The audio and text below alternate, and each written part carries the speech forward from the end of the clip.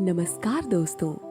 Book money and the law of attraction की लेखिका law of attraction की शक्ति को अपने जीवन में अनुभव करने वाली सबसे पहली महिला के रूप में जानी जाती हैं। ये पुस्तक द सीक्रेट और द पावर से भी पहले लिखी गई थी।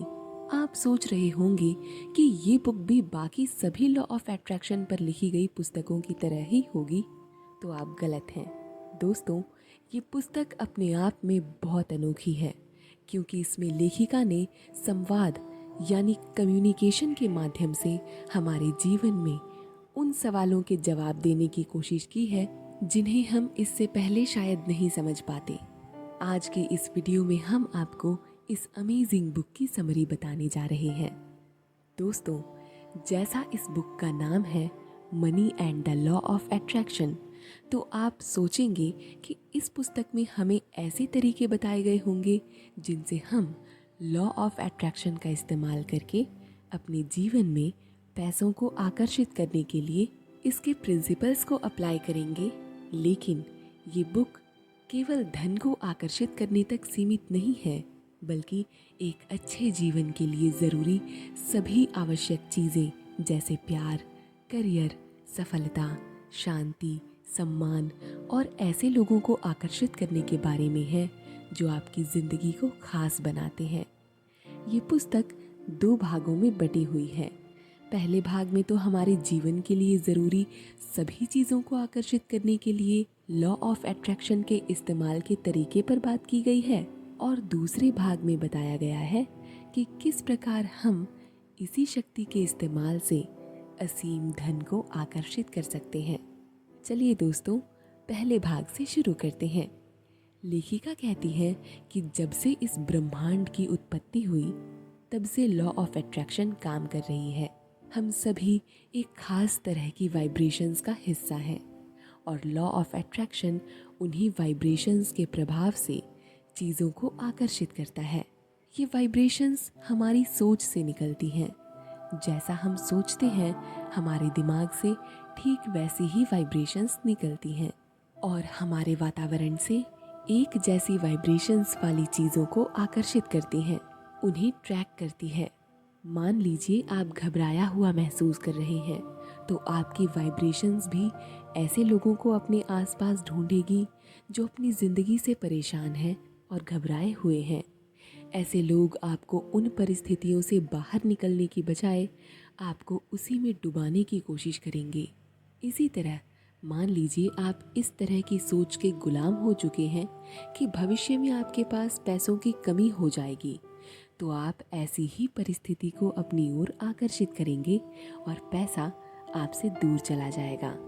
इन सब का कारण लॉ ऑफ अट्रैक्शन है, क्योंकि ये उन्हीं चीज़ों से मैच करती है जैसी वाइब्रेशंस उस समय आपके दिमाग से निकलती हैं।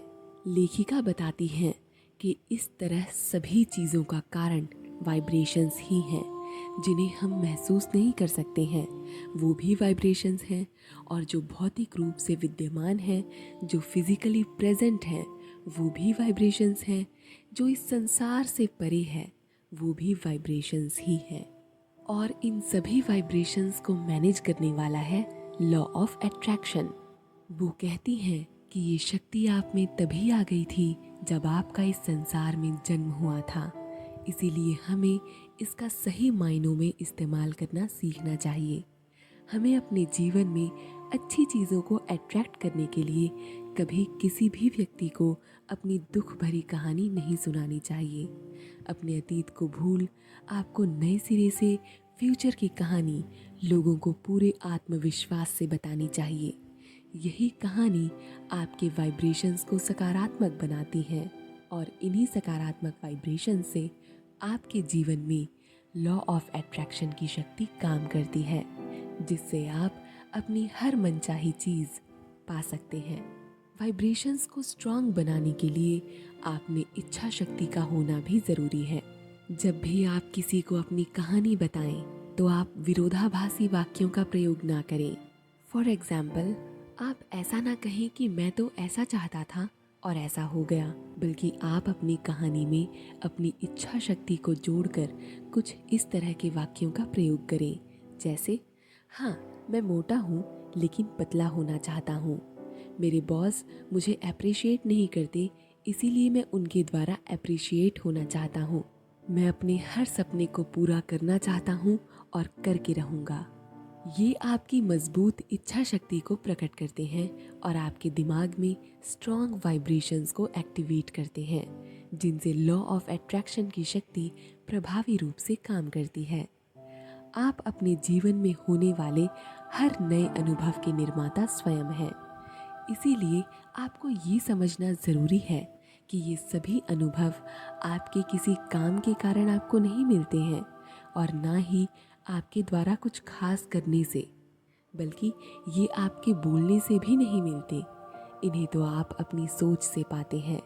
जैसी सोच आप अपने दिमाग में ऑफर करते हैं, वैसे ही वाइब्रेशंस आप रिलीज करते हैं और वैसी ही एनर्जी को अट्रैक्ट करते हैं लॉ ऑफ अट्रैक्शन की शक्ति से।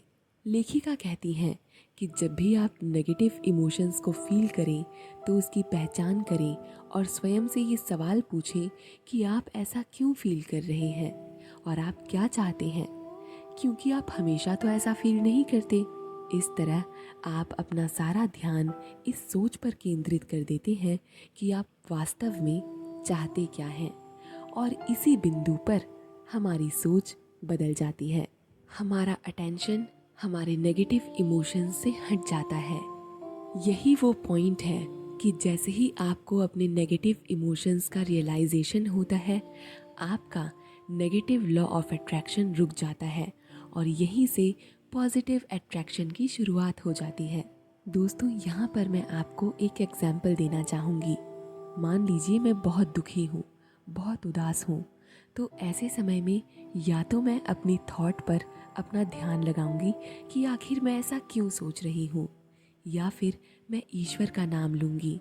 ऐसा मैं बार बार उनका नाम दोहरा कर भी कर सकती हूँ और उनके लिए गाए गए गीतों को गाकर भी कर सकती हूँ। जैसे मान लीजिए मैं ये गीत गाती हूँ, तू अपनी नजर हम पर रखना, किस हाल में है ये खबर रखना। माफ़ कीजिएगा दोस्तों, मैं अच्छा नहीं गाती, लेकिन केवल आपको अच्छे से समझाने के लिए मैंने इसे गाकर दिखाया, क्योंकि अब तक मैं बहुत बुरा महसूस कर रही थी और जैसे ही मैंने ये गीत गाया तो आप भी ये महसूस कर सकते हैं कि अब मैं अच्छा महसूस कर रही हूँ। तो इस तरह हमें जो चीज़ें सकारात्मक बनाती हैं, हमें उसका प्रयोग खुद को पॉजिटिव बनाने के लिए करना चाहिए और इससे हमें एक ऐसी ऊर्जा मिलती है जिससे हम जिंदगी की सभी चुनौतियों का डटकर सामना करने के लिए फिर से तैयार हो जाते हैं और हमारी सारी नकारात्मकता धुल जाती है। क्या आप जानते हैं कि वो कौन सा समय है जब हमारे दिमाग से पॉजिटिव वाइब्रेशन सबसे ज़्यादा मात्रा में निकलती हैं? तो लेखिका बताती हैं कि पूरे दिन में आप सबसे ज़्यादा पॉजिटिव वाइब्रेशंस तब रिलीज़ करते हैं जब आप कुछ घंटों की नींद के बाद सुबह सोकर उठते हैं और अपने दिन की शुरुआत करते हैं। नींद में आप कुछ भी नहीं सोच सकते, क्योंकि इस समय हमारा कॉन्शियस माइंड भी सो जाता है। नतीजतन हमारी फिजिकल बॉडी की अट्रैक्शन भी इस समय रुक जाती है।